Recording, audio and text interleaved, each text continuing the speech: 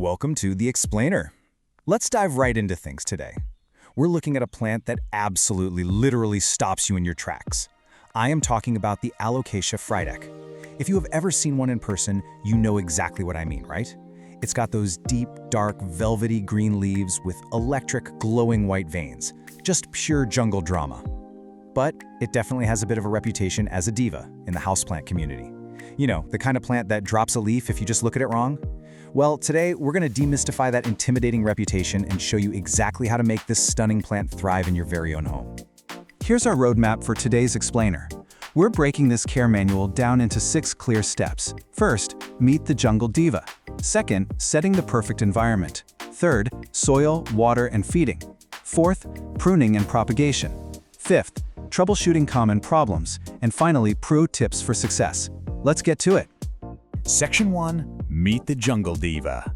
So what exactly is the Alocasia Frydek? Well, it's a tuberous perennial native to the warm, humid tropical rainforests of the Philippines. You might actually see it sold under the name Green Velvet Alocasia. And yeah, while it definitely requires a bit of extra structured care compared to, say, your standard pothos or snake plant to maintain those magnificent leaves, the reward is totally incredible. It's an absolute showstopper that adds this touch of luxurious, exotic beauty to any indoor collection. Which brings us to our golden rule for today's explainer. The key to a happy Frydek is consistency. I really want you to remember this.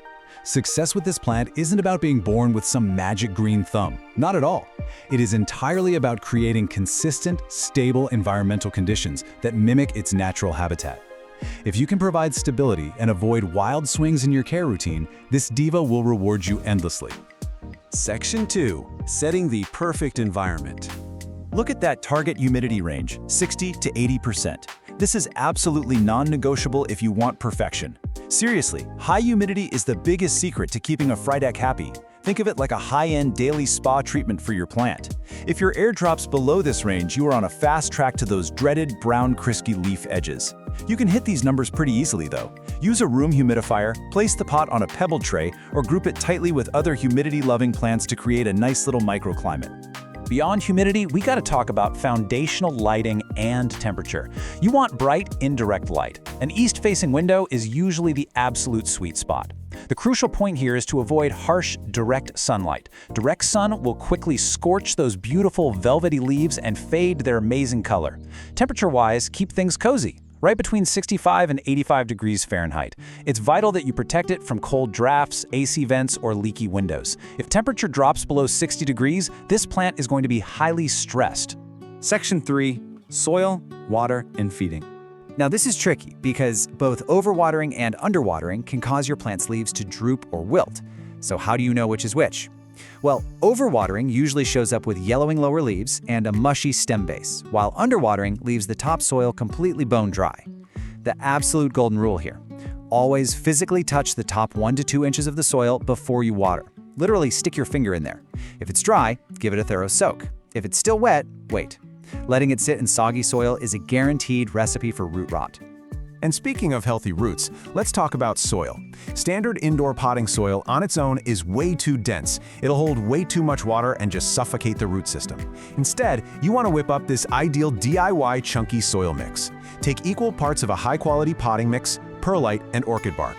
You can also throw in some cocoa coir or worm castings for extra nutrients if you want.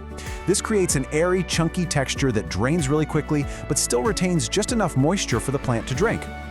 To fuel those massive, stunning leaves, you'll also need a solid feeding regimen. Fertilize your Frydek once a month during its active growing seasons, so that's spring and summer. Use a balanced liquid fertilizer like a 10-10-10 or 20-20-20, but dilute it to half strength. And here's an absolutely critical tip: always apply it to already moist soil to avoid burning the delicate roots. Once fall and winter roll around, you need to stop feeding completely because the plant's growth naturally slows down. Section 4. Pruning and propagation. Unlike a lot of houseplants, you can't propagate a Frydek from a simple leaf cutting. Instead, you propagate through corms.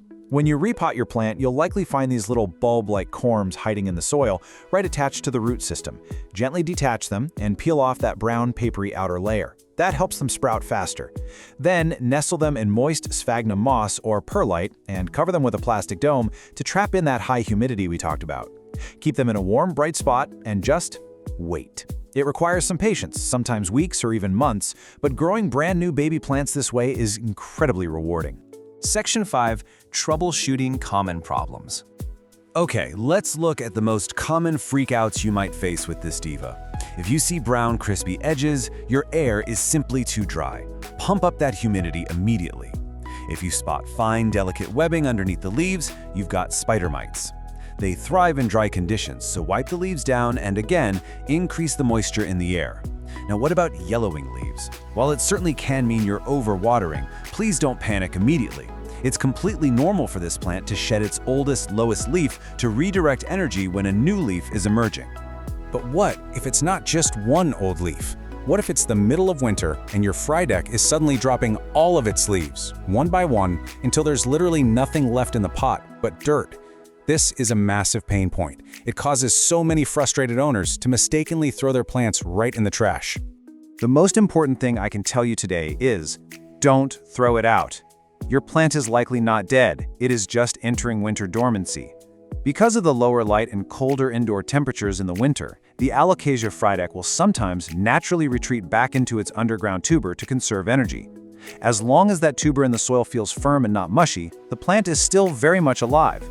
Just significantly reduce your watering, leave it be, and it will make a triumphant, stunning return when spring arrives. Section 6. Pro tips for success. Let's rapid fire through these pro care tips. First, try to use filtered or rainwater. Alocasias can be quite sensitive to the minerals and chemicals in standard tap water. Second, give the pot a quarter turn every time you water so it doesn't lean heavily towards your window. Third, and this is a big one, gently wipe those massive leaves down with a damp cloth every single month.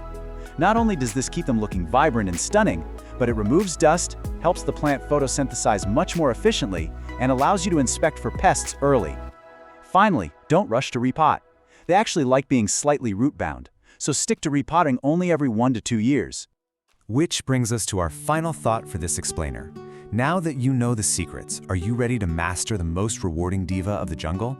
You have the blueprint for light, soil, humidity, and even winter survival. But here's the real question. Once your Frydek starts thriving and producing massive, velvety leaves, which rare jungle plant are you going to conquer next?